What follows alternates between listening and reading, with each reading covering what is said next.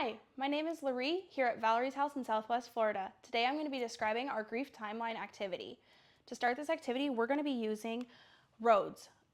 Cards, these are a deck of cards that allow the kids to pick a pathway and experience through pictures, something that they may represent their story in.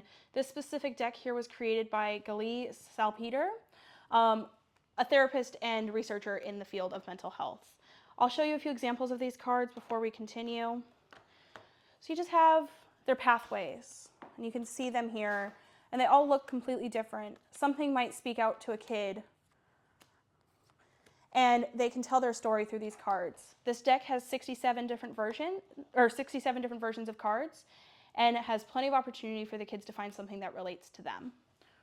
Once you're able to go through the cards, give plenty of time for the kids to discuss why that card was impactful to them, what it meant for them to be able to look at that and see their pathway and their road paved through other art. Once you're done with that part of the activity, you'll move on to our grief timelines. Each kid will be given a blank sheet of paper with a highlight, a lowlight, and a vertical or a horizontal line leading their timeline. The kid can have pencils or markers to create this space. Part one of the activity is going to be discussing the highlights. Part one is going to be discussing the lowlights. So you're going to be talking about those difficult points in your grief, the things that you struggle with. So maybe your person got sick and then they died. Maybe you had to move. The second part of that grief will be all those positive things that happen along that same timeline. They can be something big or small. Maybe they joined Valerie's house or made new friends. At the end, you'll have a part three, which is going to be looking towards the future. What are your goals in your future? So these can be in all different levels of artistic value and strength. I have several examples here we can look through. This kid focused on her cheer career as a highlight and a coping skill. She has hope for the future. This one did a color scale. So the highest memories are the happiest and the lowest are their angriest.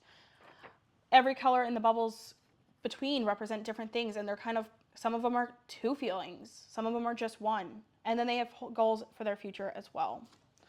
The kids can create scales on the side in any different form that they want. It could be colors, numbers, faces, and just really allowing them to tell their story from what their perspective is. What are those things that impacted you? Maybe you lost your brother and you don't have a person to go to school with anymore, and Bubby's room makes you sad because you have to continue to look at that space. So you'll have lots of different things across the timeline from different kids, and every single one will look different. Here's two more examples. This one ranks them from lowest is the shorter line is maybe a small impact. The longer lines are the biggest parts of their impact. They left it at today. Maybe they don't have a goal or know what they're doing for their future, and that's okay. Here's a number scale option. They have it ranked on the side, and they drew pictures and words throughout the center. So there's plenty of ways that the kids can display their timeline. The whole opportunity and goal of this activity is to let them tell their story. It can start before the person died, it can start at the person died, their grief story, and hopefully their grief navigation through their future. Thank you.